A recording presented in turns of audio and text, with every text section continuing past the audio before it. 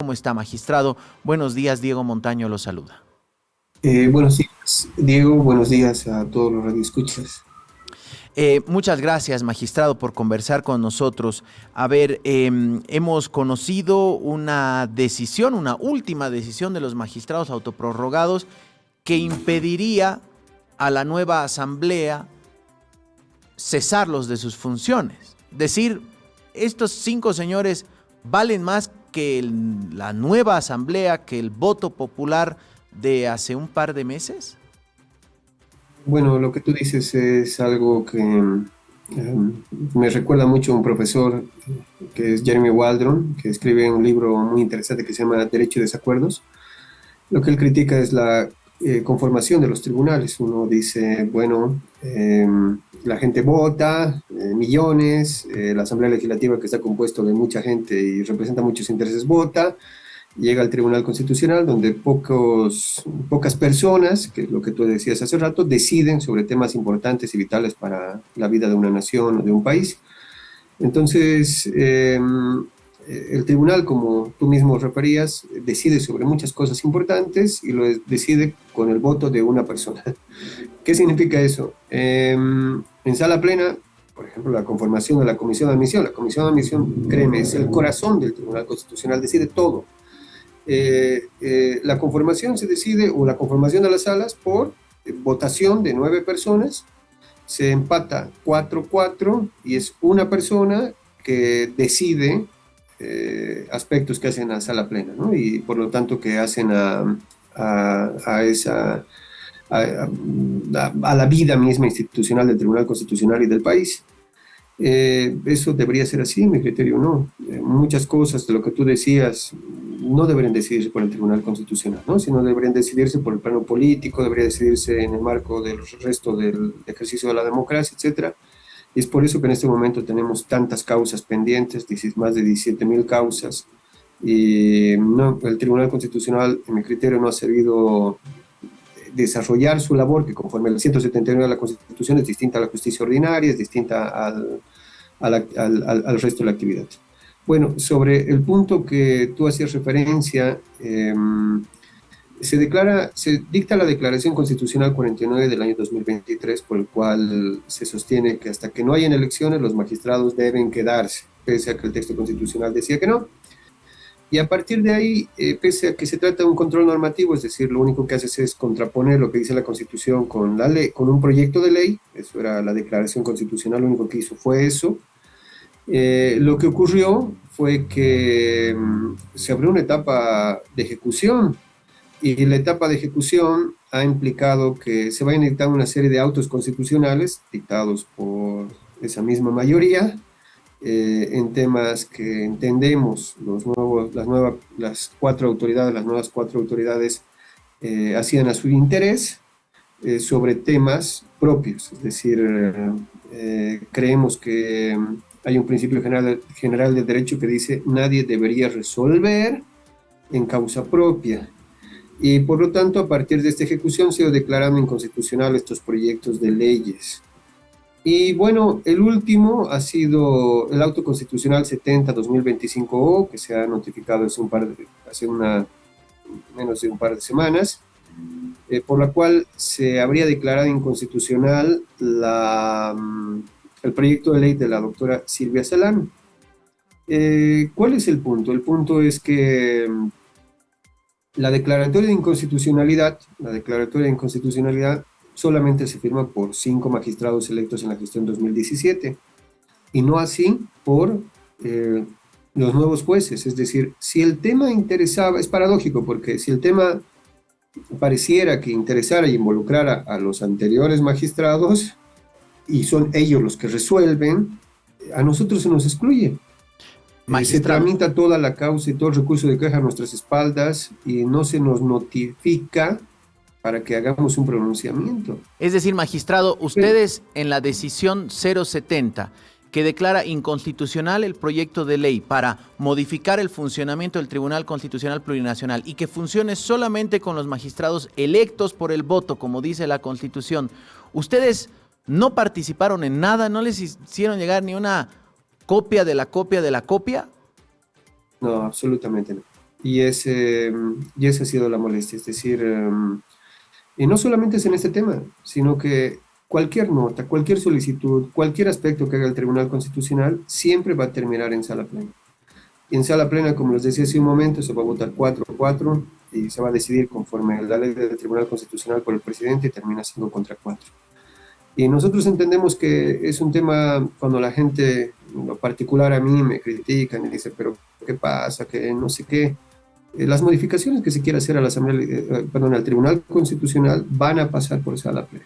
Si sala plena no da el visto bueno, lamentablemente yo estoy atado de pies y manos, lo que debo decir al electorado que me ha apoyado la gestión pasada. Y lo he intentado decir de distintas maneras, pero bueno, algunos, los que conocen cómo funciona el trabajo del tribunal me han entendido. Pero claro, la gente, no sé, que no es abogada, seguramente no lo entiende. Basta saber que el número 5, nos enseñan eso en kinder, inclusive me enseñaba, es mayor al 4. Es decir, que cuando se vota, y como todo termina en el Tribunal Constitucional de sala plena, siempre va a terminar una votación de 5-4. Entonces, cualquier cambio en el Tribunal Constitucional, cualquier decisión va a pasar por sala plena. Y esa es una limitación que la gente debe entender. Es decir, magistrado, usted dice que está atado de manos. Usted que ha sido elegido con el voto.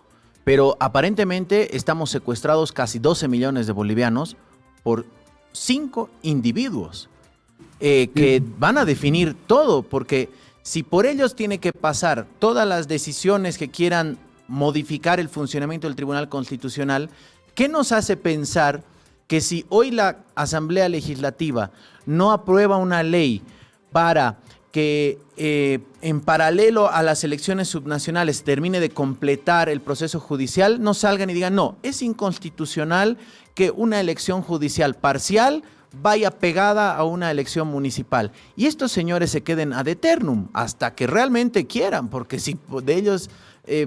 si por ellos pasa todo, realmente estamos secuestrados, magistrado.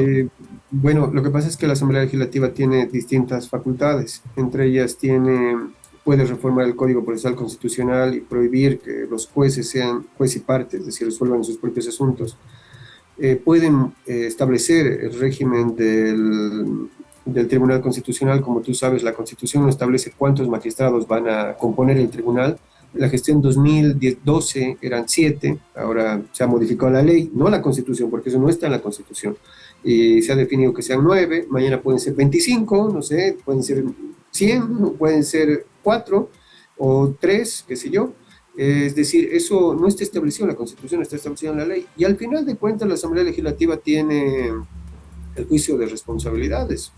Puede echar si de manera justificada y fundamentada, puede retirar incluso a los 9 magistrados, no sé si me explico. Y el punto es que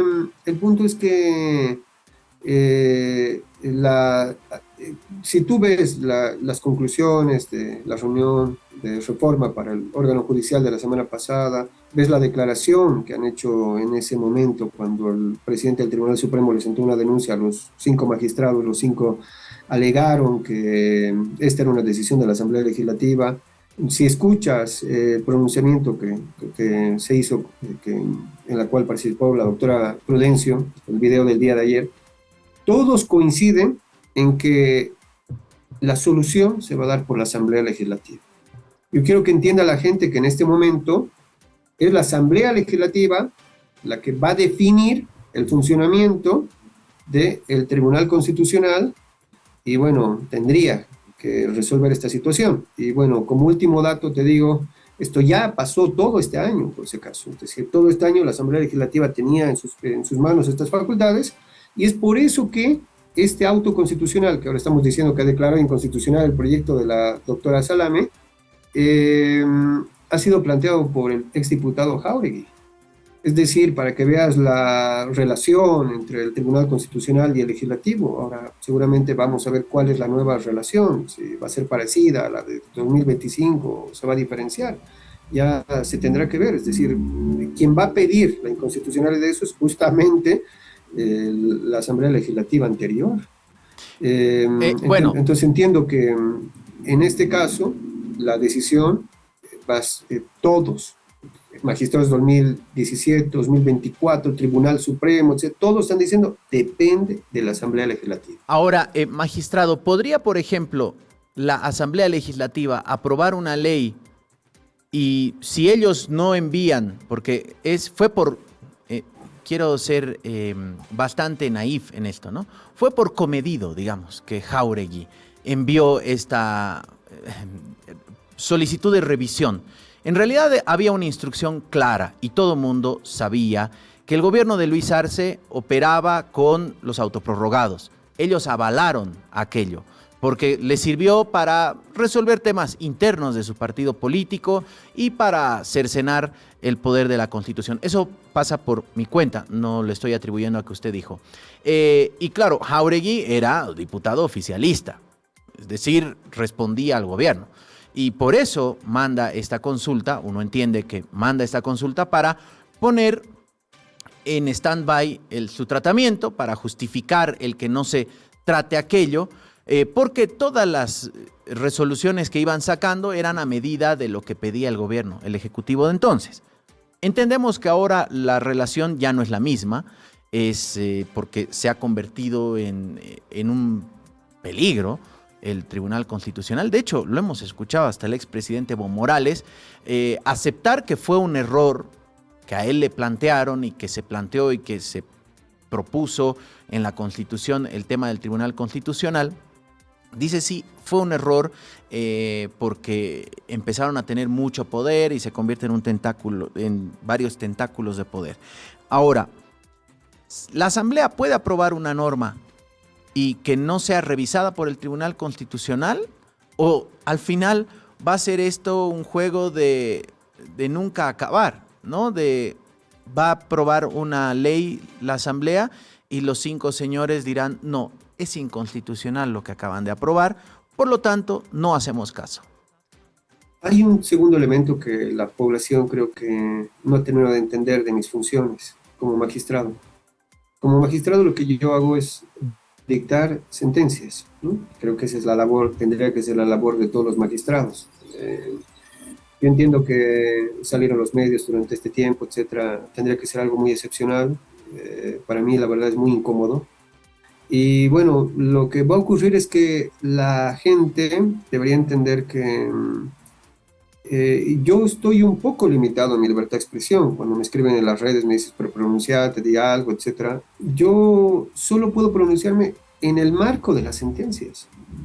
¿Y eso qué significa? Cuando viene un caso, el caso, lo analizo, entra lo que llaman los abogados en mi competencia, y sobre eso es que me pronuncio. Luego el resto de decir, creo esto, creo, etcétera, etcétera, pueden ser causales de excusa y puede ser que me enrede al momento, puede ser que pierda credibilidad al momento de dictar la sentencia, pero yo solo te pongo entre las distintas posibilidades que se puedan utilizar. Tú sabes que se han sentado distintas denuncias contra los magistrados de la gestión 2017, pero la última ha sido del doctor Saucedo, por ejemplo, ¿no?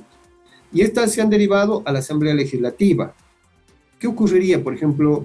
No voy a decir si está bien o mal, solamente es una posibilidad que se puede presentar, que la Asamblea Legislativa lo vuelva a remitir al fiscal y diga esto es justicia ordinaria, se acabó. Ya se decidirá por el Tribunal Constitucional si es justicia ordinaria o no. No sé si me explico, eso yo ya lo conocería en su caso si es que se plantea el asunto.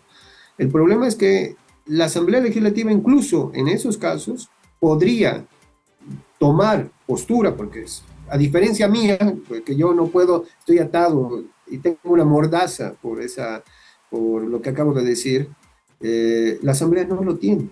Más bien es su atribución, es su competencia. La Asamblea tiene que discutir esto y seguramente discutirá esto, corresponde a esta jurisdicción, a la otra jurisdicción, ya verá qué es lo que decide. Y cuando ya decida y se agota en la instancia, tendrá que venir al tribunal, pero bueno, el punto es que se decida por un juez independiente e imparcial. Ahora, mira, ¿qué es lo que pasó con esta auto constitucional 70-2025?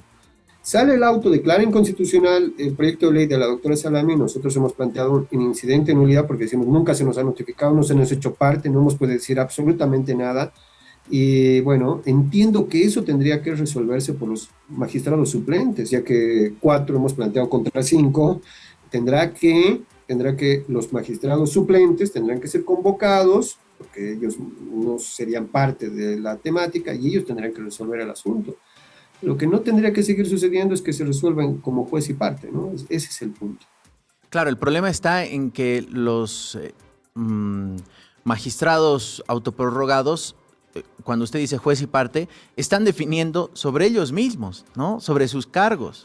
Así como lo hicieron el año pasado cuando cercenaron las elecciones judiciales, o casualidad, justo anularon las elecciones en los departamentos que ellos representan. Entonces, realmente es muy grosero y claro, si usted está atado de manos, imagínense nosotros.